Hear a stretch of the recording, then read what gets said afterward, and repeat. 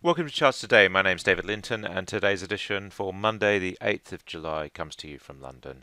And we start by looking at the dollar index. Dollar climbed on Friday, so we are just seeing that increase there, and that means we're short-term bullish with upside targets. We still do have a little bit of a downtrend here on the short-term chart, medium-term upside potential, long-term downside potential, so quite a mixed picture, but the dollar maintaining its long-term strength, basically.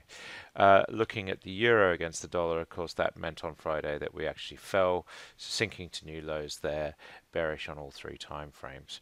And against the yen, the dollar looking quite strong on Friday as well. This is normally our lead indicator.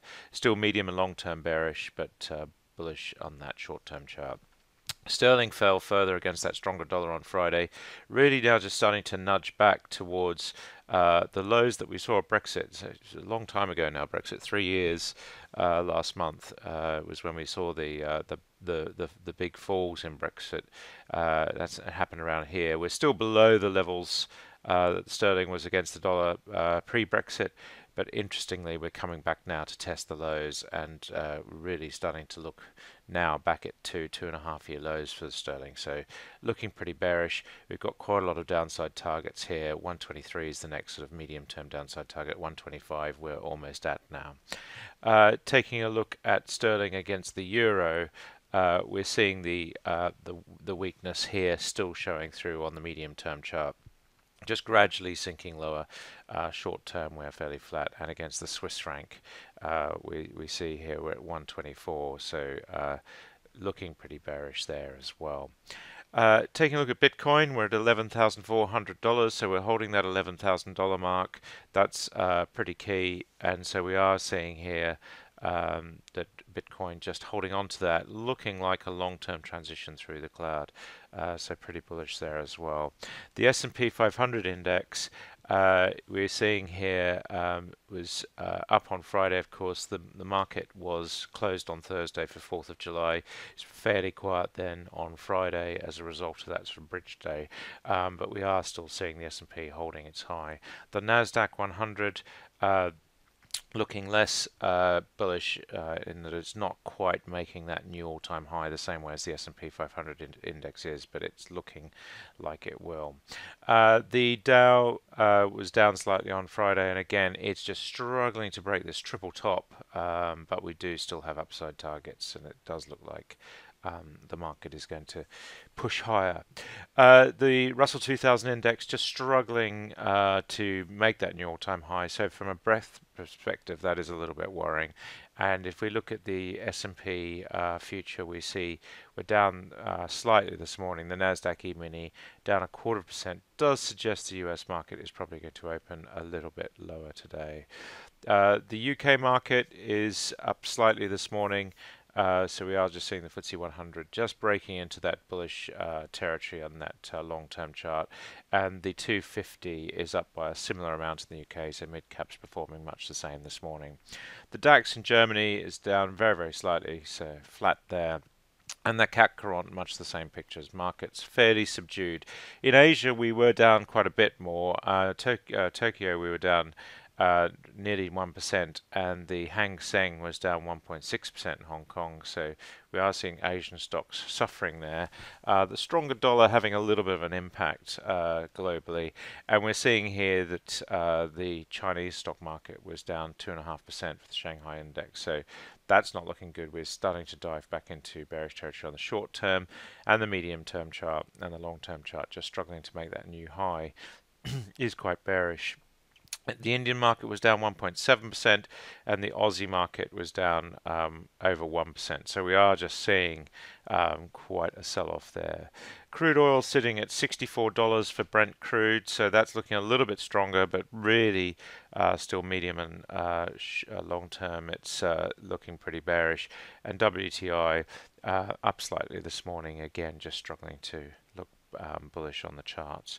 US nat gas sitting at $2.42. That's a little bit of a surge that we saw there on Friday, and that's still not put us into bullish territory on the medium and long term charts, but interesting to see that rise there.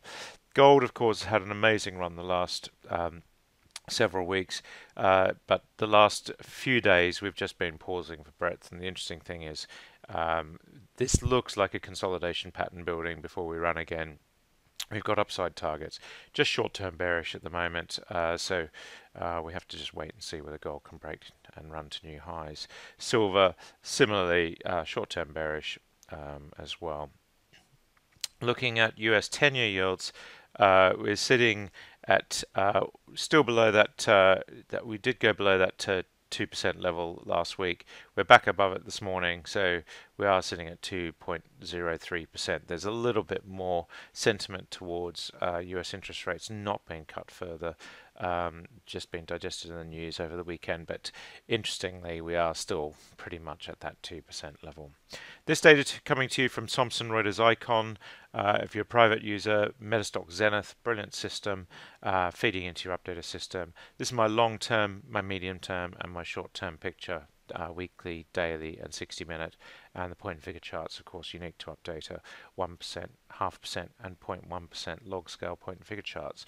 Looking at the stocks now. So first of all, we'll take a quick look at world indices. We see here pretty much in the red. We saw that Europe was fairly flat this morning. So we are just seeing a picture of negativity just filtering through there. If we look at the Dow on Friday, we saw Goldman Sachs was the best performer, up nearly 1%. The chart just looking a little bit better on the medium term, but we see the relative, it really hasn't been performing. On the downside, we had 3M down 1.7%, so that's quite key as well. The interesting one will be Boeing today.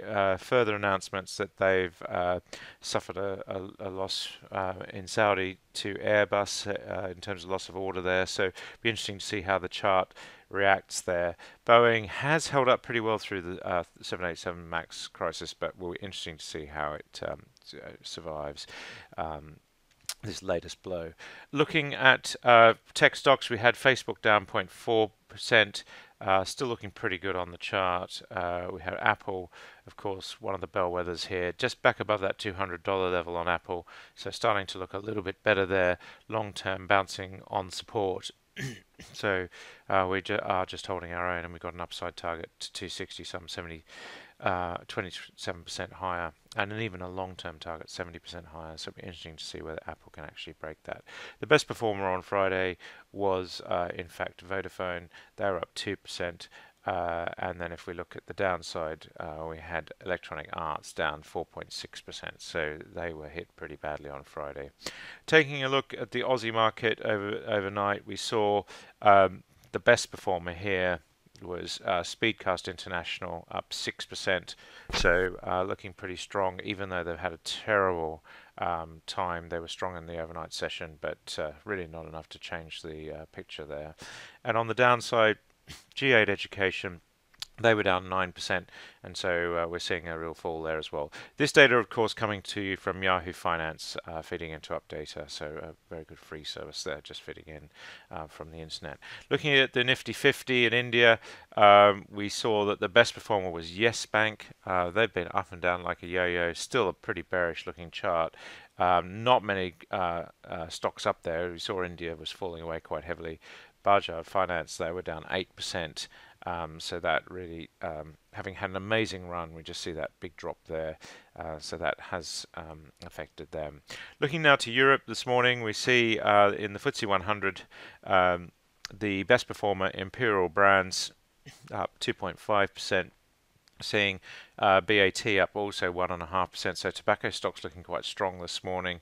Micro Focus up 1.6%. That chart really looking like pretty solid recovery, outperforming the Dow Jones Index by 33% this year. Good upside targets, one to watch there. And if we look at the and see, we see the live pricing coming in from Yahoo Finance at the moment. Looking at the downside, we had GVC down 2.5%. And in the news this morning is BA, International Consolidated Airlines Group. They've had a hefty fine. They're down 1%. They've underperformed the market by 30% this year against the Dow, so we are seeing quite a performance there. In the FTSE 250, we see Contour Global. They're up 3.1%, looking pretty strong. And if we look on the downside, we see Woodford Patent Capital Trust down a further 4.8%. That's really been a seesaw and pretty negative for them. Metro Bank also been in the news lately, down 4%. So they've underperformed the market this year by a massive 74%, just looking terrible. And Funding Circle also had a terrible June, falling off a cliff, and we see here we've underperformed the market by 70% as well. Taking a look at Europe now, just quickly looking across to the Euro stocks, the best performer in the Stocks 50, the top 50 European stocks, we see Societe Generale, they're up 1.1%. They had a bit of a tough week last week, but we are just seeing them recovering. They've underperformed still the market some 30% this year, so they're not looking great. But BNP Paribas are up as well, and we are seeing some of the car makers also up as well. Looking at the downside in Europe, we've got Sanofi in France, they're down 1%, and Safran also down 1%. So these stocks just dragging the French market down quite a bit. That's it for today. Until tomorrow, happy charting. See you then.